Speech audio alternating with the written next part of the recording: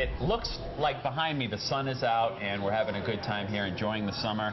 And Rob Kalagher from Ross Mortgage joins me. And typically when the sunshine is out and the kids are off in school, this is a big time in which people are buying and selling homes. Am I right or am I wrong? Yeah, this is a particularly busy time of year. It used to be people bought mostly in the spring and the fall, but we're seeing more and more people buying during the summer so they can get in for the start of the school year into a new town. And is school the main reason why people will focus on the summer as the time to make a transition? Well, if you have kids, you know, if your kids are older and they're in college, you tend to buy for different reasons. But if you have school-age children, then you definitely don't want to pull them out during the middle of a school year and move. So we see more and more people doing it during the summer. All right, I'm going to pin you down for a few tips, maybe some tips on what people can do in terms of making the process easy. Do you have any that you recommend to your family and friends? Yeah, the first thing you want to do is you want to be pre-qualified for the mortgage. You don't want to go out and fall in love with a house and then find out you don't qualify to buy it. So that's number one. How simple is that, though? I mean, is it just as simple as calling up a group like yours and doing, can you do that over the phone? It is. In most cases, we can pre-qualify you over the phone. It takes less than a day.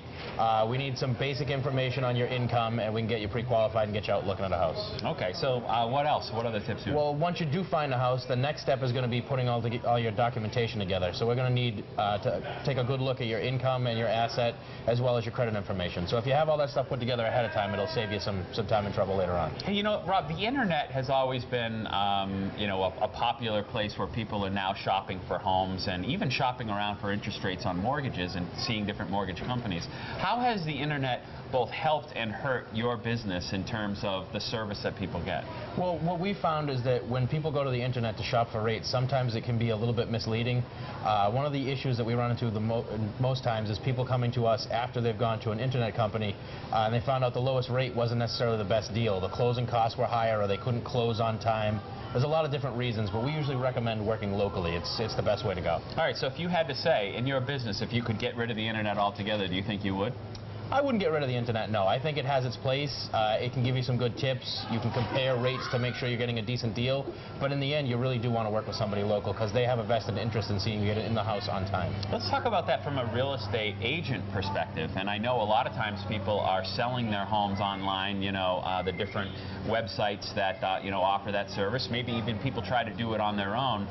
What do you think the biggest advantage? Because I know you work with a lot of real estate agents and real estate companies. What are some of the advantages and disadvantages to working with a group like that? Well, if you work with a real estate agent, they're going to give you a real good idea of what your house is going to sell for. A lot of times we find people that list their houses for sale on their own end up overpricing it, and once you've overpriced it, you've really tuned off a lot of people. A lot of people aren't even going to give your house a second look.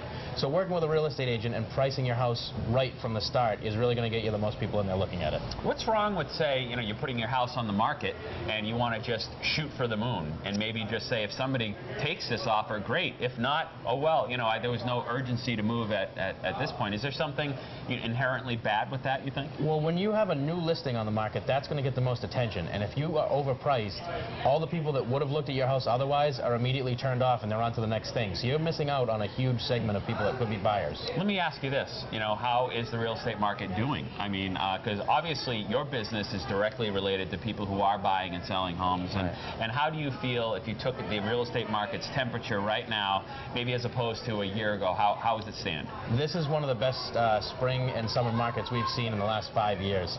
We're seeing multiple offers on properties. We're seeing overbidding. We're actually seeing houses sell for 5, sometimes 10% more than the original asking price.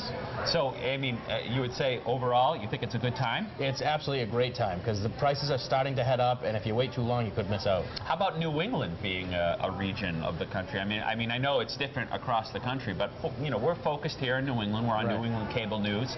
So, how is New England rank as among other regions in the nation? The metropolitan areas in New England are doing well overall. You know, the more rural areas are still having a tough time, but overall in New England it is definitely on the uptrend. Recently, Ben Bernanke had come out and mentioned that they were going to keep, or the Federal Reserve was keeping interest rates intentionally low. Originally, they said until 2014, and then they came out with a revised statement saying that it was almost going to be indefinite.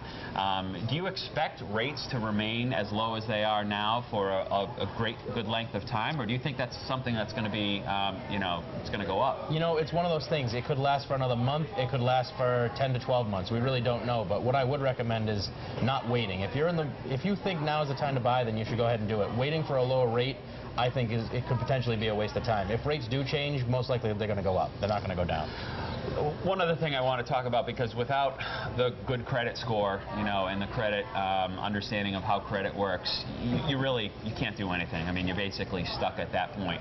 How important is knowing about your credit, getting a good credit report, you know, and staying on top of that? And if you have problems, what do you do? Right. If you want to make sure you're paying your bills on time, and by that I mean pay them when they're due. As long as you don't pay them more than 30 days late, you should be fine.